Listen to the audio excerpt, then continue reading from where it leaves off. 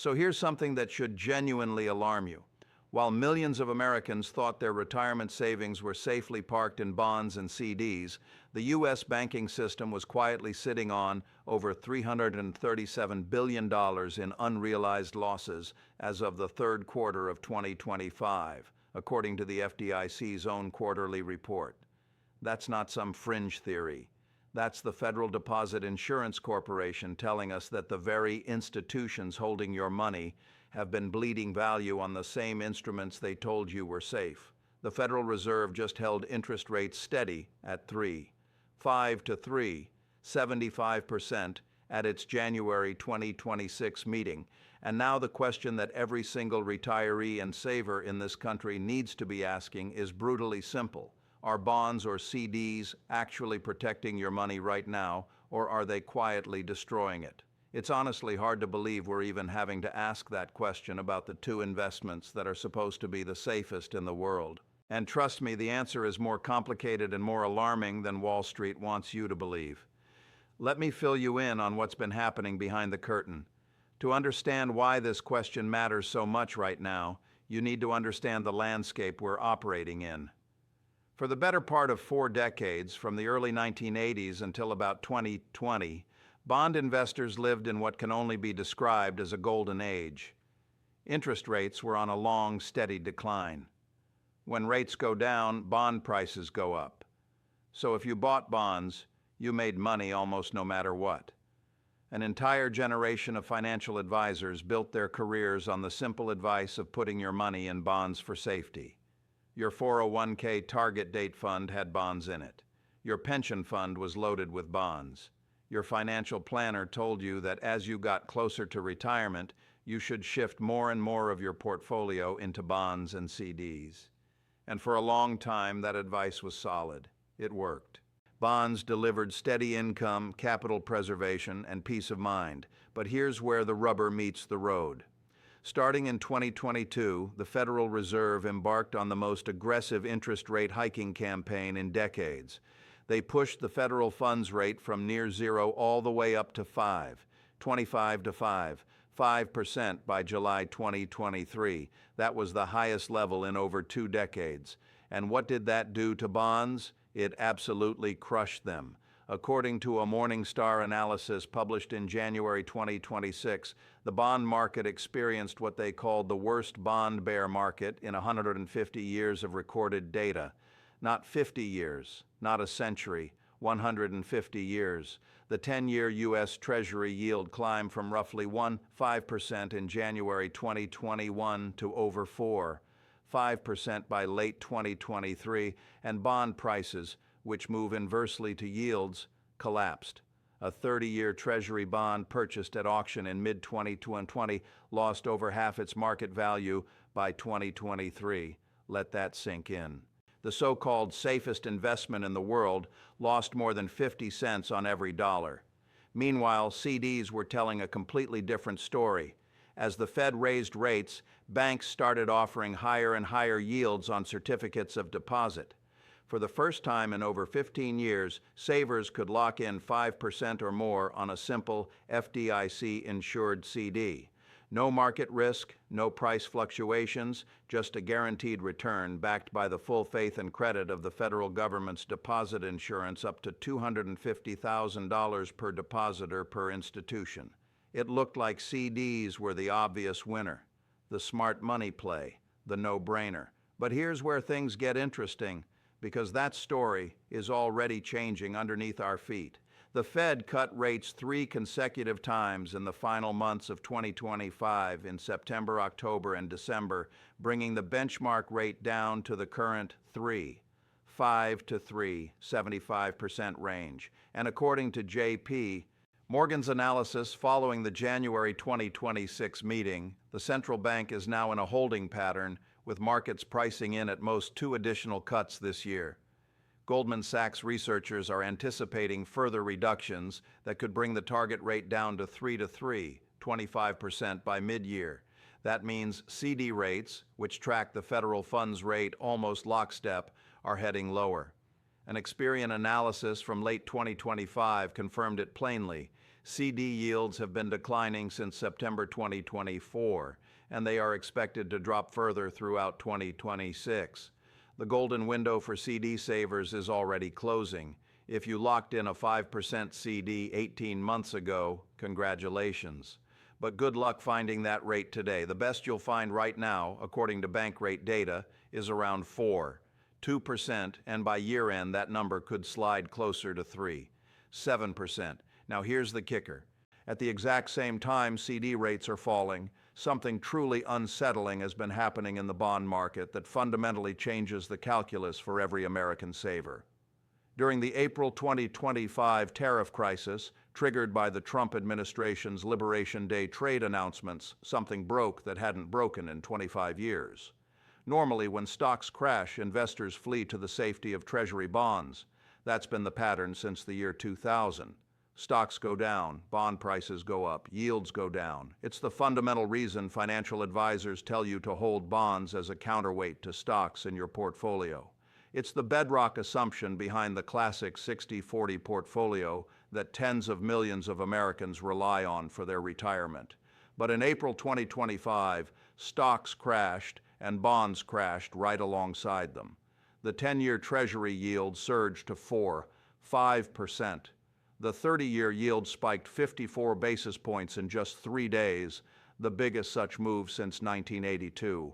That wasn't supposed to happen. CNN reported that the bond sell-off was driven by rising inflation expectations from tariffs, margin calls amid the stock crash, and most alarmingly, foreign investors and governments dumping U.S. Treasuries due to declining trust in America as a safe place to store money. The Associated Press described it as a freak sell-off and highlighted experts who attributed it to a genuine loss of confidence among international investors. The New York Times reported that money was flowing out of U.S. assets entirely into gold, the Swiss franc, and German government bonds instead. Think about what that means. Investors around the world looked at the United States of America and decided their money was safer in Switzerland and Germany. For the first time in most people's lifetimes, the flight to safety ran away from America, not toward it. Let's break this down because this is where the real danger lies for anyone trying to protect their retirement savings right now. And to understand why this moment is so dangerous, you need to see the pattern, because this isn't the first time supposedly safe investments have blown up in people's faces. Think back to 2008. Banks had loaded up on mortgage-backed securities that were rated AAA, the highest safety rating possible. Those instruments were supposed to be rock solid. They weren't. The entire financial system nearly collapsed because the assumptions underlying those safety ratings were wrong. Then look at 2022. Bond investors who followed the conventional wisdom and loaded up on long-duration treasuries during the low-rate era got absolutely hammered. The Bloomberg U.S. Aggregate Bond Index posted its worst annual return in history that year. People who thought they were being conservative by holding bonds watched their portfolios lose double digits. Then came March 2023, Silicon Valley Bank, Signature Bank, First Republic, 3 major institutions that collapsed not because of risky speculation, but because they held too many supposedly safe government bonds and agency securities that lost value when rates rose. The very instruments that were supposed to protect them became the instruments that destroyed them. And now, in early 2026, we're seeing the next chapter unfold. The April 2025 tariff crisis broke the bond stock correlation. The Moody's downgrade stripped America of its last AAA rating. Foreign investors are actively diversifying away from U.S. Treasuries. Each time, the supposedly safe investment turned out to have risks that nobody adequately warned people about. Each time, ordinary savers and retirees paid the price for assumptions that turned out to be wrong. We've spotted this pattern over and over. The details change, the names change, but the underlying lesson is always the same.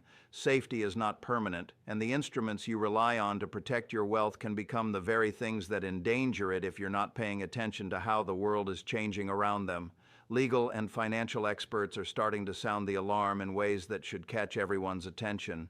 Amit Saru, a finance professor at Stanford's Graduate School of Business and a senior fellow at the Hoover Institution, which is not exactly a liberal think tank, warned that while we may not see another crisis exactly like SVB's, the ingredients for stress are still present, especially if macroeconomic conditions deteriorate. He specifically noted that capital requirements still largely ignore unrealized losses on securities and loans, and hedging strategies remain limited across much of the banking system. Rebel Cole, who worked inside the Federal Reserve System for a decade before becoming a professor at Florida Atlantic University, was even more blunt.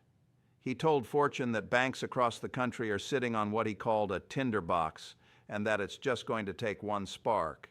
He specifically flagged regional and super-regional banks with $10 to $200 billion in assets as the most vulnerable, particularly those with heavy exposure to depositors above the FDIC's $250,000 insurance limit.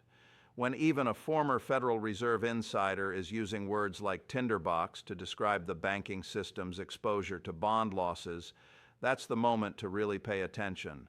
The bond market isn't just dealing with interest rate risk anymore. It's dealing with something far more fundamental, a crisis of confidence in U.S. fiscal management. According to the Peterson Foundation's June 2025 report on debt and interest costs, every 1% increase in interest rates adds approximately $250 billion annually to U.S. government interest payments. America has already spent $684 billion this fiscal year alone just servicing its existing debt, which amounts to 16% of all federal spending going toward nothing but interest. Not roads, not schools, not defense, just interest on money already borrowed. The national debt now exceeds $36 trillion, and the One Big Beautiful Bill tax cut legislation that passed the House is projected by the Congressional Budget Office to add nearly $4 trillion more to that pile. Bond investors are watching all of this and doing the math. When you buy a U.S. Treasury bond, you're lending money to a government that's spending more on interest payments than it spends on the entire Department of Defense. You're lending to an entity that's adding trillions more in debt with no credible plan to reduce it. And in May 2025, Moody's downgraded America's credit rating, stripping the U.S. of its last remaining AAA rating from the three major credit agencies. That downgrade sent another shockwave through the bond market. It was a moment that, for 250 years of American democracy, simply hadn't happened. The United States had always been considered the gold standard of creditworthiness. Now, all three rating agencies have said otherwise. And this is where it gets wild when you compare what's happening to bonds versus what's happening to CDs, because the two instruments that most Americans think of as interchangeable are actually diverging in critical ways that could make or break your financial future. Let me lay out the impossible position that every saver over 55 is facing right now, because it truly is a catch-22. If you go with CDs, you get FDIC insurance up to $250,000. Your principal is guaranteed. You know exactly what you're going to earn, and you know exactly when you're getting your money back. No surprises, no market drama. But here's the tax problem. As Fidelity's analysis pointed out, if you live in a high-tax state like California with its 3% top state rate, a CD yielding 9% actually gives you an after-tax yield of only about 38% because CD interest is taxed at both the federal and state level. Treasury bonds, by contrast, are exempt from state income tax, so a treasury yielding 51% lets you keep the full 51%. In a high-tax state, treasuries can actually beat CDs on an after-tax basis, even when their headline rate is lower. That's a significant advantage that most people don't account for. But here's the thing you need to understand about CDs in this environment. When that CD matures in 1 year or 2 years, the reinvestment rate could be significantly lower. Goldman Sachs and the Federal Reserve's own projections both point to continued rate declines. That means you might lock in 4% today, but when your CD rolls over, you might only get 3, 5, or 3%. And if inflation is running at 7%, which is exactly where the December CPI came in, Your real return after taxes and inflation could be essentially zero. You're running in place. Your money isn't losing nominal value, but it's losing purchasing power, which is the thing that actually matters when you're buying groceries and paying medical bills. On the other side, bonds present a completely different set of problems. If you buy an individual bond and hold it to maturity, you get your principal back. Period. The price fluctuations in between don't matter if you don't sell. But the reality is, life happens. People need money for medical expenses, for helping children and grandchildren, for unexpected emergencies, for long-term care costs that nobody planned for. And if you need to sell a bond before maturity in a rising rate environment, you could take a serious hit. The banking system's own experience tells you everything you need to know about this risk. Silicon Valley Bank collapsed in March 2023 precisely because it had invested over 90% of its held-to-maturity portfolio in long-term bonds and mortgage-backed securities that lost massive value when rates spiked. When depositors started pulling money, the bank had to sell those bonds at catastrophic losses, and the second-largest bank failure in U.S. history unfolded in a matter of days. Less than 2 months later, First Republic Bank surpassed SVB as the largest failure. Rebel Cole, a finance professor at Florida Atlantic University who spent a decade working in the Federal Reserve System, told Fortune magazine in May 2025 that all it takes is one bad news story about any of these banks, and we could have another banking crisis. Stanford finance professor Amit Seru warned that if the 10-year Treasury yield approaches 5%, the banking system starts seeing serious problems. We're currently in the mid-4% range. One tariff escalation, one fiscal crisis, one unexpected shock, and we could be right back in danger territory. But here's what you need to understand about why this risk matters differently depending on whether you're holding bonds or CDs, because the distinction is absolutely critical. If you have money in a CD at an FDIC-insured bank and that bank fails, you're covered up to $250,000 per depositor per institution. That insurance has held up through every single financial crisis since 1933. The FDIC's Deposit Insurance Fund had a balance of $150 billion as of September 2025, with a reserve ratio of 1, 40%, the highest in years. CDs are, for amounts under the insurance limit, genuinely safe from institutional failure. Bonds operate under a completely different framework. Treasury bonds are backed by the full faith and credit of the U.S. government, which has never defaulted on its debt obligations. But that guarantee means you'll get your money back at maturity. It does not protect you from market value swings in between. And if you own bond mutual funds or bond ETFs rather than individual bonds, which is how most Americans actually hold their bond exposure, you never reach maturity at all. The fund is constantly buying and selling bonds, which means you're perpetually exposed to price fluctuations. There is no maturity date. There is no guaranteed return of principal. You're at the mercy of the market every single day. Charles Schwab's 2026 fixed income outlook projected 2 to 3 more Fed rate cuts this year, but warned that the bulk of bond returns would likely come from coupon income rather than price appreciation, because resilient economic growth and persistent inflation pressures may limit the drop in yields.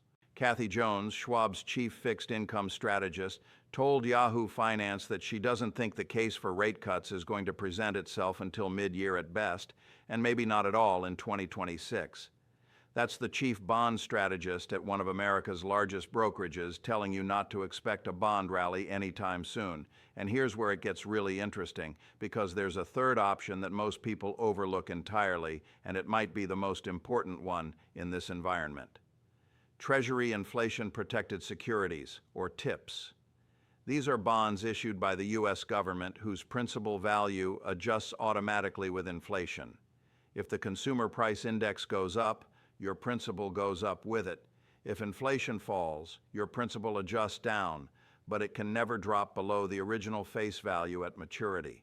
In an environment where tariffs are pushing goods prices higher, where Fed Chair Powell himself acknowledged that most of the overrun in goods prices is from tariffs, and where inflation remains stubbornly above the 2% target at 7%, TIPS provide something that neither regular bonds nor CDs can offer: explicit built-in protection against the purchasing power of your savings being eaten alive by rising prices. Schwab's Outlook specifically identified TIPS as a potential area of opportunity for 2026. Fidelity noted that while CDs provide zero inflation protection, the Treasury market offers TIPS for precisely this purpose. Once you factor in the very real risk that inflation stays elevated, the calculus shifts dramatically in favor of TIPS over both plain vanilla bonds and CDs. So let's break down what this actually means for the bigger picture, because the implications reach far beyond just picking one savings product over another. The immediate financial reality is this: CD rates are falling and will continue to fall. Bond prices remain volatile, and the traditional safety net of treasuries has developed structural cracks. The April 2025 tariff crisis proved that even government bonds aren't immune to sudden, sharp sell-offs driven by loss of confidence. Janus Henderson's head of global bonds, Jenna Barnard, noted in August 2025 that despite central bank rate cuts across the developed world, long-dated bond yields have actually risen in most major economies, and there remains what she called a sobering fragility to long-dated bond markets. The 25-year correlation between stocks and bonds, the very foundation of modern portfolio theory, appears to be breaking. And if that correlation stays broken, tens of millions of Americans who built their retirement plans around the assumption that bonds would protect them when stocks fall are operating on a foundation that no longer exists. Now let's touch on what this means for the broader financial system and the institutional framework that keeps your money safe. The banking sector is still nursing hundreds of billions in unrealized bond losses. The Office of Financial Research reported that as of the end of 2024, those losses represented roughly 20% of the aggregate equity held at banking subsidiaries. Two banks have already failed in 2025. While the FDIC's insurance fund is healthy by historical standards, the agency made a remarkable decision in early 2025 to stop disclosing the total assets of banks on its problem bank list, arguing that the information might trigger a disorderly run. Think about that. The agency responsible for protecting depositors decided that telling the public too much about troubled banks could cause the very panic it's supposed to prevent. That's not the behavior of a system operating from a position of strength. This situation shines a massive spotlight on something fundamental about how our financial system works, and whether the safety mechanisms Americans have relied upon for generations are keeping pace with the risks. For 250 years, the promise has been straightforward: lend your money to the U.S. government through bonds or deposit it in an insured bank through CDs, and your money is safe. That promise hasn't been broken, but it's being tested in ways we haven't seen since the Great Depression, by debt levels that would have been unimaginable a generation ago, by political dysfunction that threatens the basic functioning of government, by trade wars that have shaken global confidence in American economic leadership, and by a Federal Reserve that's navigating between inflation that won't quit and an economy that's showing signs of strain. Looking ahead, the landscape for savers and retirees in 2026 is going to be shaped by forces that are genuinely unprecedented. President Trump has nominated Kevin Warsh to replace Jerome Powell as Fed chair when Powell's term ends in May. Warsh has historically leaned hawkish on interest rates, but the political pressure for lower rates is intense. RSM chief economist Joe Brusuelas raised the critical question when the nomination was announced: is Kevin Warsh a man for all seasons or a chameleon? Warsh's track record suggests he favors tighter monetary policy, but Trump has made no secret of wanting rates slashed to stimulate the economy. That tension between presidential pressure and central bank independence is going to define the bond market for years to come. If Warsh caves to political pressure and cuts rates aggressively, bond prices rally, but CD rates collapse even faster. If he holds the line and keeps rates elevated to fight inflation, CD savers benefit, but bond portfolios continue to bleed. Futures markets are pricing in at most 2 rate reductions in 2026 and none in 2027, regardless of who sits in the chair. Charles Schwab's Kathy Jones said she doesn't see the case for rate cuts presenting itself until mid-year at best. The government shutdown drama continues to disrupt economic data collection, creating blind spots for policymakers trying to make decisions about interest rates.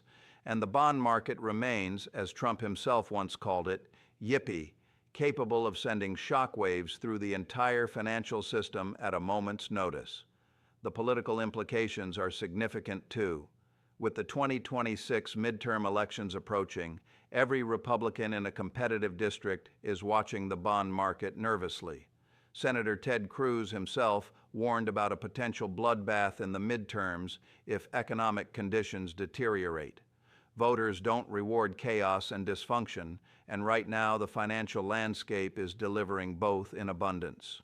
How Washington handles the debt ceiling, the budget, and the Federal Reserve transition over the next 6 months will directly determine whether your bonds gain value or lose it, whether your CD rates hold steady or crater, and whether the banking system remains stable or faces another crisis of confidence. So here's the deal. If you need guaranteed principal protection for money you'll use within the next 1 to 3 years, CDs remain the safest vehicle available, but you need to act while rates are still competitive because the window is narrowing. If you're investing for a longer horizon and can genuinely hold to maturity, individual treasury bonds and TIPS offer tax advantages and inflation protection that CDs cannot match. And if you're holding bond funds, you need to understand clearly that you're taking on price risk that could bite you hard if yields spike again. This isn't just about interest rates and yields. It's about whether the fundamental architecture of American financial safety, the bonds, the banks, the deposit insurance, the creditworthiness of the United States government itself, is holding up under the weight of $36 trillion in debt, political brinkmanship, and a world that's no longer certain that America is the safest place to park its money. So keep an eye on this. The March Fed meeting is going to be crucial. The transition at the Federal Reserve this spring could reshape monetary policy for years to come. And the bond market, that supposedly boring, quiet corner of finance that most people ignore until it's too late, is sending signals right now that demand your attention. The stakes have never been higher, the evidence has never been clearer, and the outcome has never been more uncertain. This ride is far from over.